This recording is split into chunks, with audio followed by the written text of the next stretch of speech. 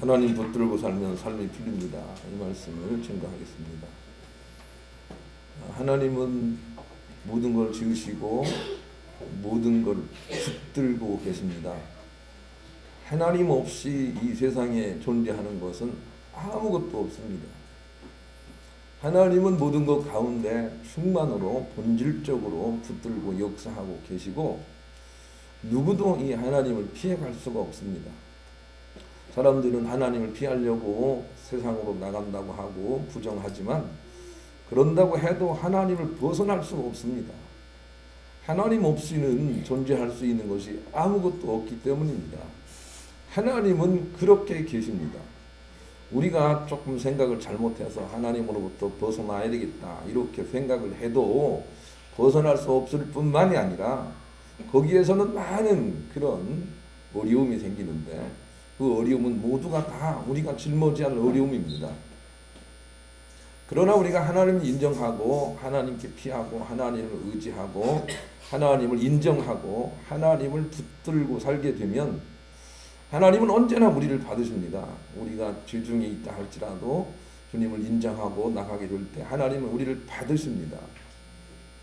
그리고 하나님이 예비하신 그 은총을 우리 가운데 주시고 선물도 주시고 가장 좋은 것도 주십니다. 우리의 필요를 채워주십니다. 우리가 부족하지 않도록 공급해 주십니다. 그 모든 것들은 다 우리가 하나님께 있을 때 우리가 대가를 지불하지 않고 하나님이 주시는 다 공짜입니다. 그 하나님을 인정하고 하나님 붙들고 우리가 살기 시작해야 됩니다. 그래야 삶이 풀어지되 아무 탈이 없는 그런 참복을 우리가 받을 수 있기 때문에 그런 것입니다. 요한이 하늘의 신비를 맛본 그런 이유는 그 하나님을 절대적으로 인정하고 하나님 아닌 모든 것들을 다 어둠이라고 인정하고 하나님께 끼어 있으려고 애를 썼기 때문입니다. 그것은 그렇게 복잡하지 않습니다. 그냥 사랑이라는 것입니다. 하나님은 사랑이시라 그랬습니다. 하나님은 빛이시라 그러신 것이죠. 그분 안에 우리가 끼어 있는 것입니다. 뭐 쉽게 표현하면 이미 우리 안에 천국이 있다고 늘 우리가 끼어 사는 것이고 우리 안에 전능하신 분이 계시다고 늘 끼어 사는 것이고 우리는 구별되어 항상 주님께 속해 있다고 끼어 사는 것입니다. 우리가 넘어져 있어도 하나님의 승리의 역사 항상 있다고 그렇게 하나님을 신뢰하고 사는 것이죠. 이게 하나님을 의뢰하며 사는 것이고 거기에는 무한한 하나님의 참복이 있습니다. 우리가 그렇게 갈망하는 우리의 소원도 이루어지는 능력도 거기 있습니다. 우리가 그 하나님을 의지하고 사는 것입니다. 우리는 결코 하나님을 벗어날 수가 없습니다. 나는 하나님께 벗어났다 그렇게 해도 벗어날 수가 없습니다. 나는 무신론자야 그렇게 말해도 벗어날 수가 없습니다. 그 대가만 그가 치를 뿐입니다. 그러나 하나님을 인정하고 하나님을 받들고 또 하나님 앞에서 살게 되면 우리가 생각지도 못한 평안과 참복이 내려옵니다. 그런 인생을 우리가 살아낼 수 있어야 되겠습니다. 가장 좋은 것은 그 하나님으로부터만 옵니다. 다른 것으로부터 오는 것들은 좋지 않습니다. 좋은 것처럼 보일 뿐입니다. 내가 어떤 사람을 좋아한다는 것은 좋아 보일 뿐입니다. 거기에서 참복이 내려오진 않습니다. 그러나 하나님께서 좋다고 말씀하신 분을 따르는 것은 진실로 참복이 내려옵니다. 탈이 없는 참복이 내려온다고요. 그래서 가장 좋은 은사와 선물은 그분에게서만 내려온다는 것을 우리가 알아야 됩니다. 다른 것에서 오는 것들은 그냥 그렇게 보일 뿐입니다. 결국 참 행복으로 이끌어 나가지 못합니다. 오로지 그 충만하신 선하시고 인자하시고 전능하시고 창조주이신 그 하나님을 인정하고 그분이 우리 가운데 주시는 것들을 받아 누리게 될 때 우리는 살면서 부족하지 않는 그런 인생을 다윗처럼 누리게 되는 것입니다. 그 하나님을 만나는 여러분 되시기를 간절히 소망합니다. 이 하나님을 깜빡 놓치고 사니까 온갖 어려움이 우리 가운데 밀려옵니다. 하나님을 놓쳐버리고 살면 우리는 금세 어려움 밀려옵니다. 한번 이렇게 가정을 해보십시다. 그저 아침에 자고 일어나든지 아니면 어느 순간이라도 자기가 미워하는 사람이 딱 떠오르는 거예요. 미워하는 사람이 딱 떠오르면 어떻게 되는 거죠? 예, 그 미워하는 사람에게서 악한 영향이 나오죠. 그래서 막 마음을 깨트리고 인생을 깨트리고 생각을 깨트리고 내 육체를 깨트리고 그래서 가정마저 깨트립니다. 저기서 내가 미워함이 들어왔는데 내 옆에 있는 식구들 막 괴롭히게 됩니다. 그래서 막 가정이 깨지기도 하는 것입니다. 왜 그러냐면 우리가 하나님이 아닌 절대 선이 아닌 다른 것들을 우리가 바라보기 때문이고 그 중에서도 나쁜 것들을 바라보기 때문에 그렇습니다. 이해가 그렇다 그 말입니다. 하나님을 우리가 바라봐야 되는 이유를 우리가 알아야 되는 것이죠. 그런데 만약에 나를 사랑하고 나를 이해해주고 나를 항상 보듬어주고 항상 좋은 말을 해주는 그런 사람들을 떠올리면 그런 사람들에게서 아주 좋은 에너지가 나옵니다. 그래서 마음이 평안해지고 기뻐집니다. 그래서 할 수만 있으면 미워하는 사람을 떠올리지 않는 게 좋습니다. 자꾸 이뻐하는 것, 긍정적인 것들을 떠올리는 것도 아주 좋은 것입니다. 여러분 다 해보셔서 아시잖아요. 나쁜 것은 떠올리기만 해도 내 몸이 부서집니다. 세포가 부서진다고요. 떠올리지 마세요. 부정적인 생각을 하는 것조차도 인간에게 좋지 않습니다. 하물며 우리가 하나님을 떠올려야 되는 이유를 깨달아야 됩니다. 어둠이 없으신 선하신 하나님을 떠올려야 되는 이유를 우리가 깨달아야 됩니다. 그 하나님을 떠올리고 하나님으로 우리가 살아가면 말라기 4장 2절은 이렇게 말씀하십니다. 내 이름을 경외하는 자에게는 의로운 해가 떠올라서 치료하는 광선을 바라리니 너가 외양간에서 나온 송아리처럼 뛰리라. 그렇게 말씀하셨어요. 왜 우리가 몸이 아픈가 하면 하나님을 24시간 바라보지 않기 때문입니다. 여기에 얼마나 하나님의 축복이 있습니까? 하나님 더 바라보라고 나를 아프게 하시는 것은 정말로 큰 축복입니다. 그런데 하나님을 바라보지 않아도 쌩쌩한 사람들은 어쩌면 하나님과 상관없는 사람일 거예요. 하나님을 바라보지 않을 때 자꾸 일이 어그러지는 것을 날카롭게 우리가 체험을 해야 됩니다. 그리고 하나님을 바라봐야 되는 이유를 우리가 먼저 깨달아야 됩니다. 하나님을 붙들고 살지 않는 순간은 어딘가 무너지고 있다는 걸 알아야 됩니다. 그런데 반대로 하나님을 떠올리고 모시고 살 때는 거기에서 치료하는 광선이 나와서 자꾸 어딘가를 하나님이 세우고 계십니다. 이것을 안다면 우리는 하나님을 24시간 바라보지 않고는 안 되겠다는 것을 우리가 깨닫게 되는 것입니다. 하나님을 24시간 바라봐야만 비로소 우리는 하나님이 원하시는 참복의 상태에 갈 수 있다는 것을 깨닫게 되는 것입니다. 그래서 우리가 하나님 앞에서 24시간 살려고 애를 쓰는 것이죠. 그런데 우리가 하나님이 아닌 돈을 바라보면 어떻게 될까요? 과학자들은 우리가 돈을 바라봐도 거기에서 좋은 것이 나온다고 증명을 합니다. 돈이 많은 사람들이 은행에 돈을 넣어놓고 그리고 돈을 생각하고 돈 때문에 내 노후가 좋겠다 하고 자꾸 돈의 영향력을 받게 되면 치료도 받게 되고 장수도 하게 되고 그리고 담대함도 생기고 좋다는 것입니다. 이건 증거가 됐습니다. 작은 슬픔도 잘 이긴다는 것입니다. 돈의 위력은 대단합니다. 그래서 성경은 돈을 만몬이라 하나님 같이 영향력을 미치는 그런 신과 같은 존재다. 그렇게 말을 합니다. 그런데 이 돈을 바라봤을 때 오는 절대적인 함정이 하나 있습니다. 그것은 무엇이냐면 2%가 항상 부족하다는 것입니다. 98%는 된다는 것입니다. 그런데 2%가 부족합니다. 항상 부족합니다. 그것을 오늘 본문이 우리에게 말씀해 주십니다. 10왕은 이 땅에서 왕처럼 그렇게 사는 사람들입니다. 돈이 많아서 왕처럼 사는 사람도 있고 그리고 권력이 많아서 왕처럼 사는 사람도 있습니다. 또 기술이 많아서 왕처럼 사는 사람도 있습니다. 그들을 다 열왕이라고 그렇게 표시를 하고 있습니다. 이 열왕들이 이 땅을 잡고 있는데 그런데 그들에게는 결정적으로 나라가 없다는 것입니다. 그것을 지적해 주십니다. 그들은 세상에서 왕처럼 살지만 결정적으로 평안이라는 것이 없다는 것입니다. 하나님의 나라의 기쁨이 없다는 것입니다. 천국 백성의 선택이 없다는 것입니다. 참복이 없다는 것입니다. 그것을 말씀을 하고 계십니다.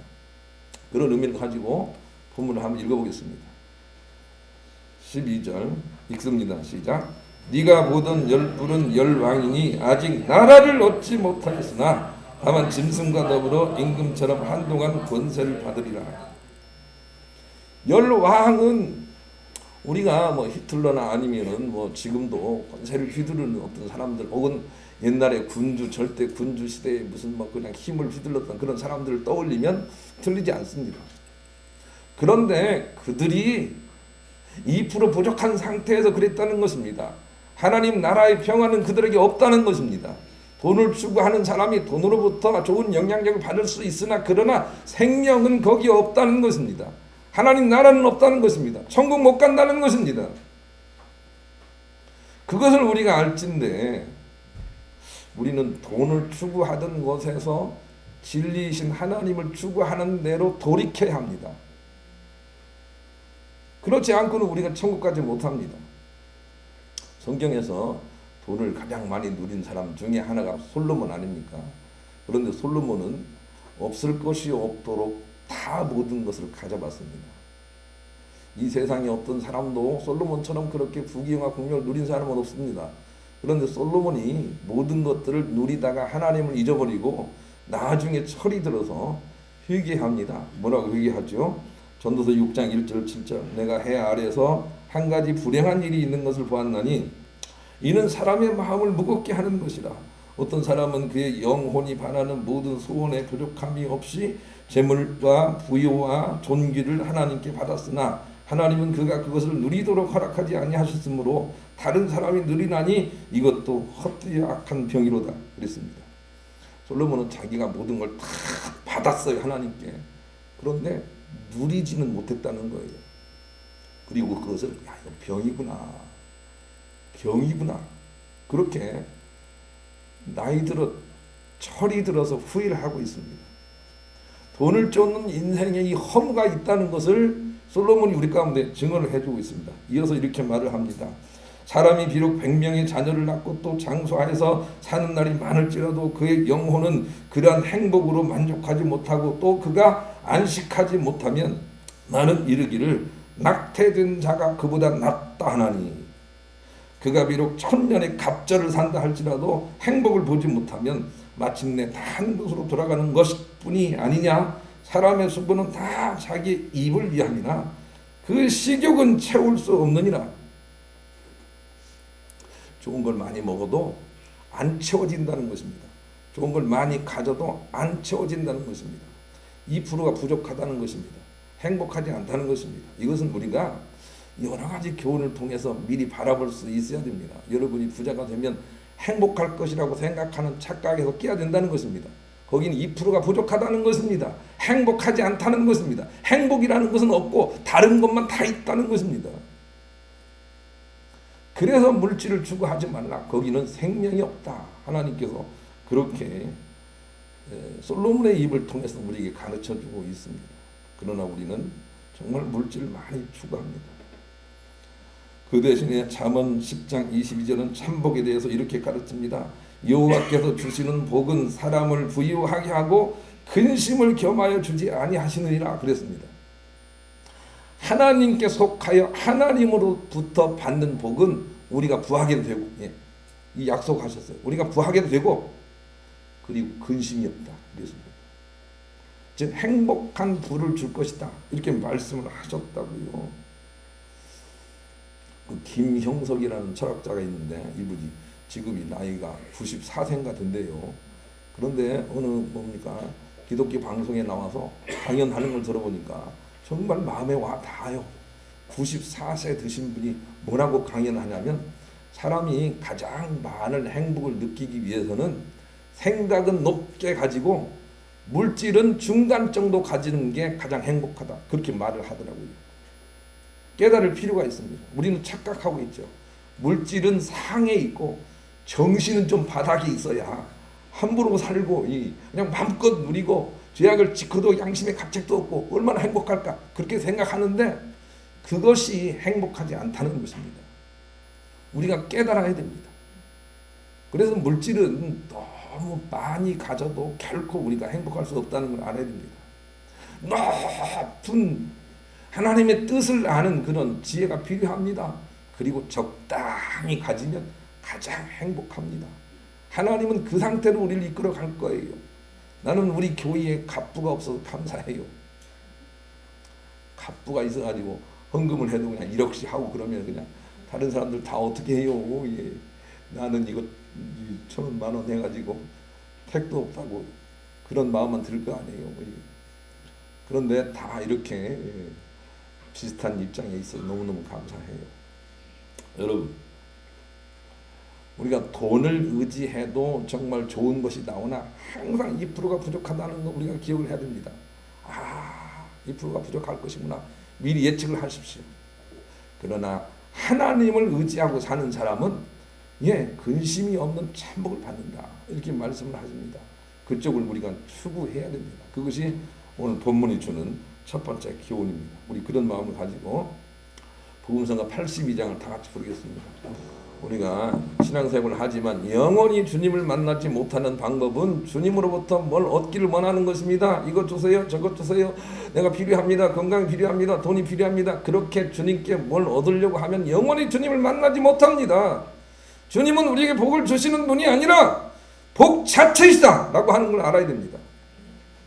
그래서 그 주님을 모시면 주님이 우리에게 넘치지 않도록, 그것이 넘치는 거예요. 사실은 행복이 크기 때문에 사실은 그게 넘치는 거예요. 우리가 세상에서 넘치지 않도록 필요한 것들을 공급해 주시는 넉넉하신 하나님으로 우리 가운데 역사하시거든요. 그것을 우리가 추구하려면 하나님께 무엇을 뺏으려고 하지 말고 하나님 당신을 알게 해주세요. 하나님 당신을 만나게 해주세요. 하나님을 깨닫기를 원합니다. 이렇게 주님께 기도를 해야 돼요. 그리고 그 길로 나가야 돼요. 그리고 하나님을 만난 사람은, 하나님을 진실로 깨달은 사람은 걱정이 사라지는 걸 알게 돼요. 걱정하면 악이 들어오는구나. 걱정하면 천복이 사라지는구나. 그래서 걱정이 없는 주님의 인도하심을 받게 된다고요. 그런 복을 향해서 우리가 분별력 있게 나갈 수 있어야 되겠습니다. 그러기 위해서는 첫째로 남을 부러워하지 말라, 이런 말씀이 있어요. 남을 부러워하지 말라. 본문에 그런 말씀이 있어요. 제가 읽습니다. 내가 보던 12은 10왕이니 아직 나라를 얻지 못하였으나 다만 짐승과 더불어 임금처럼 한동안 권세를 받으리라. 그렇게 말씀하시네요. 세상에서 힘과 권력을 가지고 떵떵거리고 있는 사람이 지금도 있습니다. 그런데 그들을 하나님께서 정의하시기를 그들은 천국에 갖지 못할 뿐만이 아니라 잠시 동안만 권세를 받은 사람들이다. 이렇게 하나님께서 그들을 분석해주고 있습니다. 그러니 우리가 그들을 부러워할 필요가 있겠습니까? 하는 것입니다. 부자를 부러워하는 것과 부자로 인하여 약한 사람들을 괴롭히는 것이 같은 종류입니다. 그래서 부러워하지 말아야 됩니다. 부러워할 필요가 없습니다. 부러워하면 집니다. 프랑스바 르로르라는 사람이 꾸페시의 행복여행이라는 책을 썼습니다. 또 영화도 만들어서 나온 것을 알고 있습니다. 그 책의 줄거리를 보니까 뭐라고 되어 있는가 하면 어느 정신과 의사가 다른 사람의 병을 치유해 주다가 다른 사람의 병을 치유하다가 어떤 환자가 자기에게 당신이 정신병 환자라고 얘기하는 부분이 있습니다. 당신이 정신병 환자라. 이런 비슷한 얘기를 합니다. 우리 가만히 생각해 보니까 내가 정신병 환자예요. 내가 어떤 사람에게 조언을 하고 있지만 정작 내가 치료를 받아야 돼요. 행복하지 않아요. 그래서 병원을 접고 세계를 여행하면서 행복이 무엇인가를 찾아서 행복 여행을 떠납니다. 그리고 나서 23가지를 발견해 오는데 그 중에 사람이 행복하기 위해서는 그중 1번이 그래요. 1번 깨달음이 뭐냐면 사람이 행복하기 위해서는 남과 비교하지 말아야 된다. 1번이에요. 남을 의식하고 남을 비교하고 남을 부러워하면 행복은 저 멀리 도망간다는 것입니다. 그래서 비교의식을 내려놓고 하나님의 절대적인 전능하심을 바라보고 우리가 걸어가야 됩니다. 그러면 하나님께서 나를 가장 행복하게 만드십니다. 이 놀라운 비밀을 우리가 좀 알았으면 좋겠습니다. 그래서 다윗은 시편 37편에서 이렇게 말을 하고 있습니다. 나는 누구도 부러워하지 않는다. 그렇게 말씀을 하십니다. 여호와께서 행하실 때까지 참고 기다려라. 악인들이 성공하는 걸 보고 안달하거나 부러워하지 말아라. 화를 내지 말고 분노를 그치라. 안달하며 걱정하지 말아라. 이것은 악으로 치우칠 뿐이다. 악인들은 멸망할 것이나 여호와를 신뢰하는 자는 땅을 소유할 것이다. 이렇게 말을 하고 있습니다. 위대한 다윗이 아닙니까? 다윗은 절대적으로 하나님 의지하고 진실로 참복을 누렸어요. 세상의 복도 누렸다고요. 그런데 그냥 받은 것이 아니라 남과 비교의식을 조금 더 안 가지고 있습니다. 비교하면 진다는 거, 부러하면 진다는 거, 여러분 꼭 기억을 하시기 바랍니다. 하나님은 우리를 참복으로 바꿔주기를 원하십니다. 거짓 복들이 난무하는 이 세상 속에서 참복을 가진 사람들로 이 세상을 하나님 나라의 틀로 새로 바꿔주길 원하신다고요. 바꿔주길 원하세요. 바꿔주세요. 전도서 2장 26절 읽어보세요. 하나님 바꿔주신다니까요. 길게 보면 하나님 의지하고 마음 평안하고 절대 가치를 가지고 있는 사람이 모든 걸 누리도록 하나님 바꿔주세요. 여기에 부족한 부분은 하나님 나라에서 주님이 다 바꿔주세요. 바꿔주신다고요. 그러니까 부러워하지 말고 하나님 의지하고 걸어가 보세요. 하나님 풀어주세요. 족한 마음을 가지고 하나님 신뢰하고 다윗처럼 걸어가 보세요. 하나님 풀어주신다고요. 이 길을 찾은 자는 진실로 복될 거예요. 절대 행복을 알게 될 거예요. 그러나 오늘도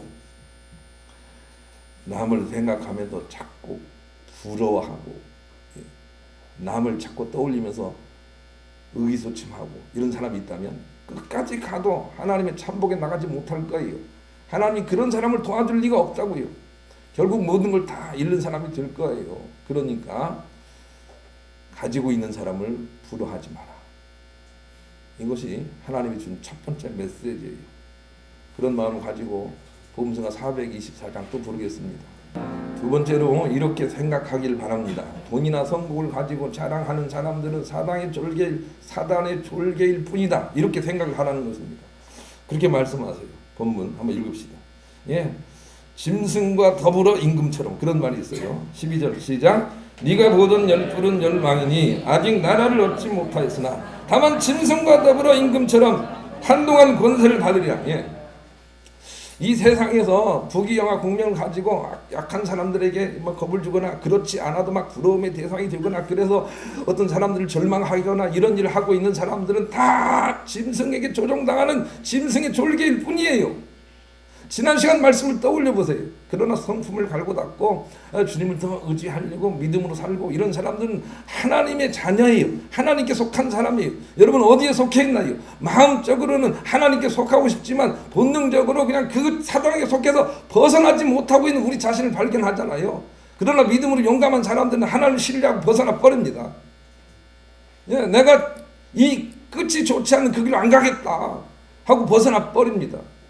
그래서 세상의 물질이나 성공을 가지고 자랑하는 사람이 있거든. 속으로 그렇게 생각을 하십시오. 사단의 졸개구나. 그렇게 말씀하지 않습니다. 사단의 졸개일 뿐이에요. 성경이 우리 믿음의 사람들에게 자랑하는 것을 얼마나 싫어하는지 여러분 아시죠? 에베소 2장 8절로 9절 너희가 은혜에 의해서 믿음으로 말미암아 구원을 받았나니 이것은 너희에게서 난 것이 아니라 하나님의 선물이라. 행위에서 난 것이 아니니 누구도 자랑하지 못하게 하려 함이라 그랬습니다. 우리가 세상에서 무엇을 이루었다고 자랑한다는 것이 하나님께 얼마나 걸림이 된다는 사실을 알아야 돼요. 아무것도 자랑하지 말아야 돼요. 공부를 잘한다고 자랑하지 마세요. 그렇게 된 것이 아니라 잠시 잠깐 한동안만 그 머리 지능의 권세를 주신 거예요. 그것뿐이에요. 어떤 사람들은 머리가 안 좋아. 나는 그래서 열심히 공부했다고. 그래서 열심히 했어. 그래 열심을 자랑하는데 열심도 하나님이 주신 거예요. 세상에도 자랑할 것이 하나도 없다는 것을 깨닫고 하나님을 의지하고 사는 사람만 참복을 받게 될 거예요. 자랑은 절대 금물이에요. 아무것도 자랑하지 마세요. 예, 그냥 그보다 훨씬 하나님이 자랑은 고사하고 그보다 훨씬 더 큰 것을 원한다는 걸 우리가 알아야 돼요. 그러나 바울은 이렇게 말했어요. 너희들이 자랑할 일이 있거든 주 안에서만 해라. 그렇게 말씀하신 부분이 있어요. 주 안에서 자랑하는 거예요. 주 안에서 뭘 자랑하는 거죠? 은혜를 자랑하는 거예요. 선물을 자랑하는 거예요. 그것뿐이에요. 그런데 어느 순간 내가 잘했다고 이렇게 말하기 시작하면 사단에게 끌려간다는 사실을 우리가 알아야 됩니다. 자랑은 절대로 금물이에요. 시편 49편을 한번 떠들러 보겠습니다. 여기 책갈피를 하시고 837페이지 837페이지 나는 다윗을 거듭 말하거니와 정말로 위대한 믿음의 사람이라고 생각을 합니다. 그런데 다윗은 이 자랑이라는 거 아주 위험하다는 것을 이미 간파를 하고 있어요. 837페이지 시편 49편 6절 찾아보시죠. 6절 837페이지 시편 49편 6절 같이 읽습니다. 시작. 자기의 재물을 의지하고 부유함을 자랑하는 자는 7절 아무도 자기의 형제를 구원하지 못하며 그를 위한 속전을 하나님께 바치지 못할 것은 8절 그들의 생명을 속량하는 값이 너무 엄청나서 영원히 마련하지 못할 것입니다. 다른 말로 하면 이런 거예요. 하나님 내가 헌금을 많이 했으니까 나에게 복을 주세요. 이런 사람들은 영원히 생명을 얻지 못한다는 거예요. 그게 아니에요. 하나님의 복은 이미 우리에게 주어져 있어요. 하나님 우리에게 주시려고 안달하시는 분이에요. 하나님 우리의 삶을 열어주실 거예요. 우리의 모든 문제를 풀어주실 거예요. 그런데 그렇게 안 되는 이유는 내가 하나님 절적으로 신뢰하지 않고 다른 걸 바라보기 때문이에요. 그렇게 이해를 해야 돼요. 다윗은 이해하고 있어요. 9절 벌써 넘기셨나요? 49편 9절 읽습니다. 시작. 그가 영원히 살아서 죽을 보지 않을 것인가. 10절 그러나 그는 지혜 있는 자도 죽고 어리석고 무지한 자도 함께 망하며 그의 재물은 남에게 남겨두고 떠나는 것을 보게 되리로다. 심판을 보고 있어요. 11절 시작. 그러나 그들의 속생각에 그들의 집은 영원히 있고 그들의 거처는 대대 유래하여 그들의 토지를 자기의 이름으로 부리는도다. 12절 시작. 사람은 존귀하나 장구하지 못하며 멸망하는 짐승 같다. 그랬습니다. 여러분 그렇게 생각하는 사람은 짐승이라 그 말이에요. 세상에 내가 복을 많이 받았구나. 이제는 먹고 살 만큼 충분하구나. 내가 이걸 의지해야 되겠구나. 이렇게 생각하는 사람이 짐승과 똑같다 그 말이에요. 하나님을 의지하는 우리가 눈을 열어야 돼요. 우리가 물질이 아주 좋다는 걸 알아야 돼요. 그러나 그것은 2%가 항상 부족하다는 것을 우리가 기억하고 부러워하지도 말고 그런 사람 따르지도 말고 하나님 의지하고 나가야 될 때 하나님은 우리가 가장 많은 행복을 누릴 수 있을 만큼의 재물을 우리 가운데 주세요. 그게 하나님의 계획이에요. 그런데도 자꾸 넘치도록 달라고 하시죠? 아마 실족하고 말 거예요. 하나님이 기뻐하지 않으세요. 그래서 하나님을 우리 보배로 삼으라 이렇게 성경이 자꾸 말해요. 하나님을 우리 보배로 살되 네 속에 있는 물질의 보배됨을 버려라 그렇게 말씀하세요. 하나님이 우리의 보배가 되신다라는 생각으로 가득하다면 여러분은 행복할 거예요. 정말 좋은 날을 얻게 될 거예요. 그런데 하나님 잠깐만요. 우선 돈이 좀 있어야 돼요. 어느 정도 내 집은 마련해야 되지요. 벌써 수가 달라졌어요. 벌써 잘못 가고 있는 거예요. 벗어날 수 없으신 그 하나님을 의지하고 하나님 떠올려 사는 일을 시작해 보세요. 가장 많은 행복을 누리게 될 거예요. 그것이 하나님의 계획이에요. 우리가 그 길을 발견하고 과감하게 따라가야 돼요. 이 주님의 뜻입니다. 펜실베니아 주립대학의 연구팀은 스트레스를 마음가짐으로 잡는 방법과 염증 반응의 관계를 조사했습니다. 연구팀은 미국의 중년 남녀 870인을 대상으로 8일간 매일 얼마나 스트레스를 느꼈는지 그때 어떤 감정을 가지려고 했는지 등의 전화 상담을 통해 보고를 받았습니다. 그리고 매일 각자 지역 병원을 통해서 체열하게 한 뒤 인터류킨 6와 같은 염증 반응 지표 수치를 조사했습니다. 그 결과 스트레스를 느낄 때 부정적인 생각을 하는 사람은 염증 반응 지표가 높게 나타났습니다. 여기서 말하는 스트레스는 직장이나 학교, 가정에서의 다툼과 차별 그리고 간접적인 것들입니다. 또한 부정적인 생각이 강한 사람일수록 염증 반응 지표가 높아지는 경향을 보였습니다. 염증 반응이 있다는 점은 다시 말해 면역력이 흔들린다는 걸 의미하고 질병이 발생하기 쉬운 상태가 돼 있다는 것입니다. 반대로 스트레스를 받아도 긍정적으로 생각하는 사람은 이런 염증 반응이 관찰되지 않았습니다. 따라서 스트레스를 느낄 때 긍정적으로 생각하면 질병을 멀리할 수 있다고 연구팀은 결론을 지었습니다. 여러분, 우리가 긍정적으로 생각하되 돈을 생각하지 않고 좋아하는 사랑하는 사람을 생각하지 않고 하나님을 생각해야 되는 이유를 깨달아야 됩니다. 좋아하는 사람 때문에 긍정적인 반응이 오면 2%가 항상 부족하다 그 말입니다. 속이고 있는 것이라 그 말입니다. 사단이 거기 있다 그 말입니다. 그런데 하나님을 생각하고 긍정적인 사람은 모든 것을 다 얻겠다 그렇게 말씀하세요. 이 비밀을 우리가 알아야 돼요. 하나님은 그냥 한 번 말씀하시는 게 아니에요. 마르고 닳도록 말씀하신다고요. 그런데 우리는 다른 마음을 가지고 있기 때문에 하나님의 이 간절함을 깨닫지를 못하는 거예요. 하나님 나에게 복을 주세요. 그렇게만 매달려 있는 거예요. 그게 아니라고요. 네 필요한 걸 내가 다 아니. 너는 조금 내 앞에서 살 수 없겠느냐. 하나님께서 그렇게 반복해서 말씀하세요. 그럼 하나님 풀어주신다고 말씀해 주세요. 내게 능치 못할 일이 있겠느냐? 그렇게 말씀하셨어요. 내게 능치 못할 일이 있겠느냐? 그렇게 말씀하셨다니까요. 그런데 왜 너는 다른 것을 구하느냐? 이렇게 말씀하시고 두려워하지 말라 그렇게 말씀하고 계세요. 17세기 프랑스 근교 수도원에서 주방장 노릇을 하던 로렌스 형제라는 사람이 있었습니다. 이분은 평생을 수도원 주방에서 일했습니다. 이분이 주방 일을 하면서 쓴 하나님의 임재 연습이라는 책은 지금까지도 정말 많은 분들에게 읽혀지고 있습니다. 그는 평생을 수도원 주방에서 일하면서 주방에서 하나님과 교제하는 법을 터득했습니다. 그가 터득한 법칙은 아주 간단합니다. 그는 모든 생각을 잠시 멈춥니다. 그리고 잠시 동안 태초에 빗드신 창조주 하나님께 집중합니다. 그러면 마음이 차분해지고 하나님의 뜻에 대한 분별력이 생깁니다. 그리고 그것을 일을 하면서도 유지하려고 애를 씁니다. 그는 그것을 통해서 스트레스 없는 삶을 살아냅니다. 마침내 그는 에녹처럼 24시간 하나님 앞에 사는 방법을 터득해냅니다. 그는 복을 받는 인생이 아니라 아브라함처럼 복 자체가 되어서 그 주변의 수도승들에게 영향을 미치는 그런 진실로 하나님이 기뻐하는 사람이 됐습니다.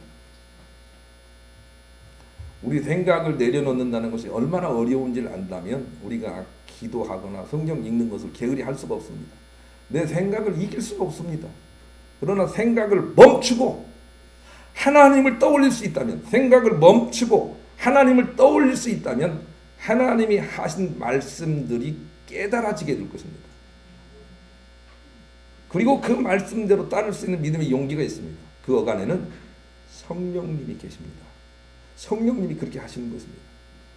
그런데 여전히 물질을 추구하고 물질 때문에 내 마음을 빼앗기고 있으면 그 뒤에는 잠시 잠깐 권세를 허락한 짐승이 있다. 이렇게 본문이 가르치지 않습니까? 그걸 따르겠습니까? 사단이 그렇게 이끌어가는데 아직도 그걸 따르시겠냐고요. 지옥 가는데요. 그리 가지 않는 믿음의 용기가 우리 가운데 있어야 합니다. 그 말씀을 성경은 우리에게 반복해서 하고 있습니다. 오늘은 맥주 감사 주일입니다.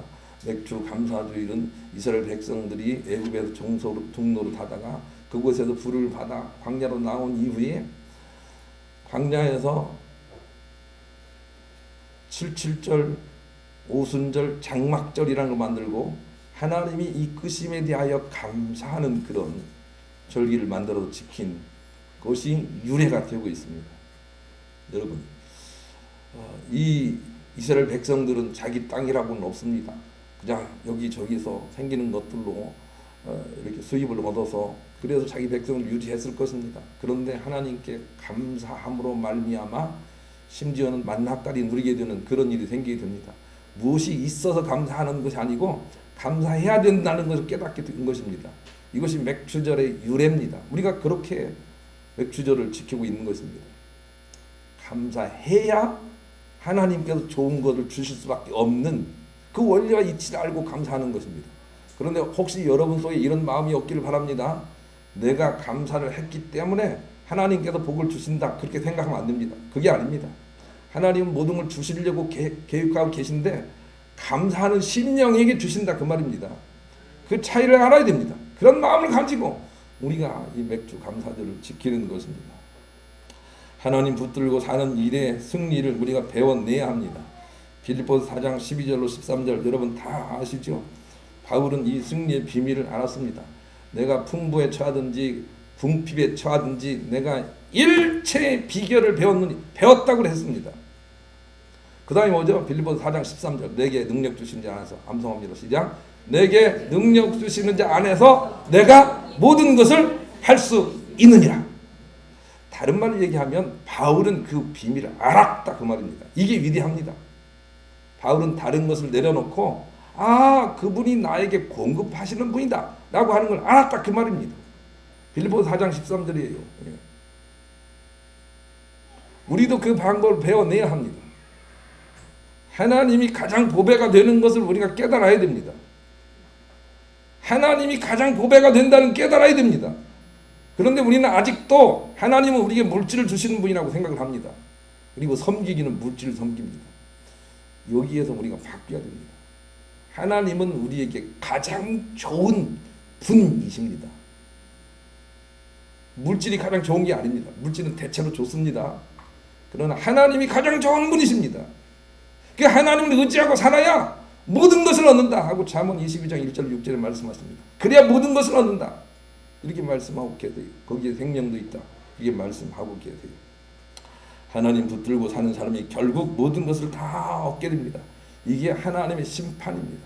지난주에 말씀을 증거한 창원 신범초등학교 손주은 회장을 한번 떠올려 보십시오.